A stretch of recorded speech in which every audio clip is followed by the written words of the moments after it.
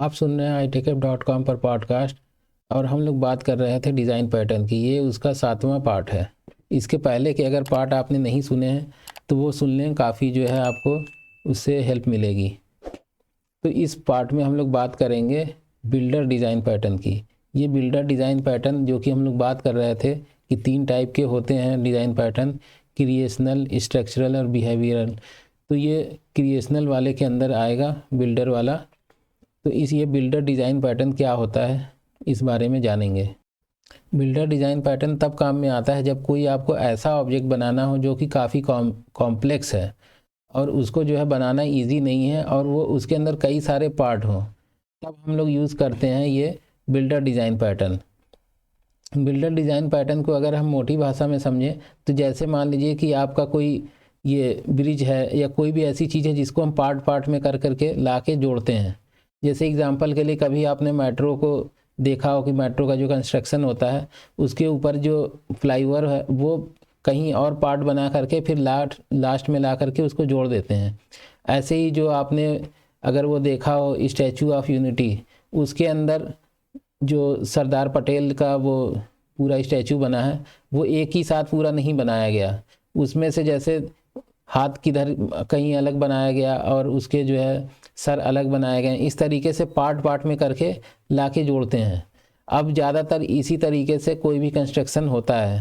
पहले क्या करते थे कि सारी चीज़ें जो है वो एक जगह बनाते थे, तो इसमें जो है बहुत ज़्यादा टाइम भी लगता था और बहुत ही मुश्किल हो जाता था बनाना।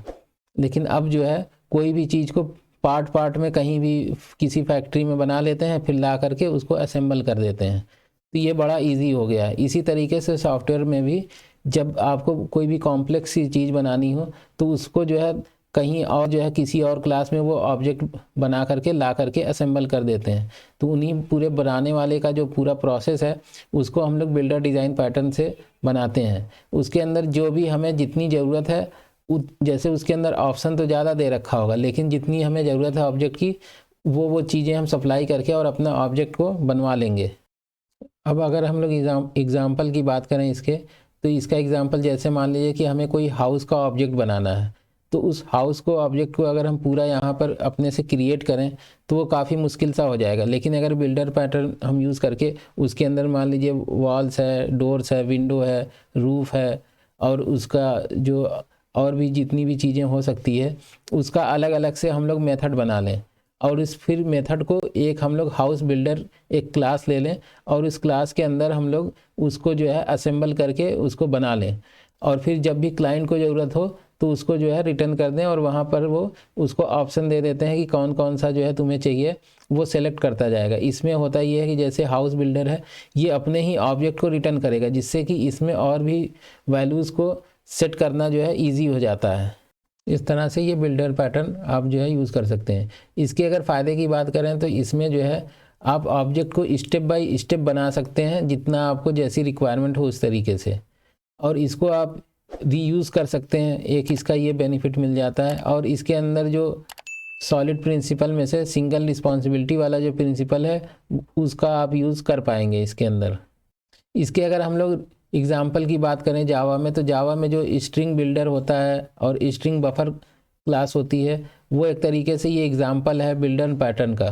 तो बिल्डर पैटर्न जो है उसके अंदर इस्तेमाल होता है। उसमें हम लोग यही करते हैं कि उसका ऑब्जेक्ट बना लेते हैं, फिर उसके अंदर हम लोग अपेंड करते जाते हैं और जितना उसमें चाहें उतना अपेंड कर सकते हैं। तो ये हर यूज़र की जो है अपनी अलग रिक्वायरमेंट के हिसाब से उसको जो है वो बिल्ड करता जाता है। उम्मीद है कि ये बिल्डर पैटर्न आपको समझ में आया होगा।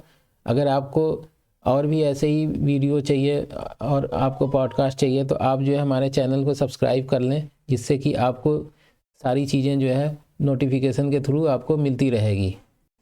इस वाले पार्ट में इतना ही। नेक्स्ट वाले पार्ट को आप सुनना ना भूलें, उसमें हम लोग बात करेंगे प्रोटोटाइप डिज़ाइन पैटर्न की। तो मिलते हैं फिर नेक्स्ट पार्ट में, तब तक के लिए थैंक यू फॉर वॉचिंग।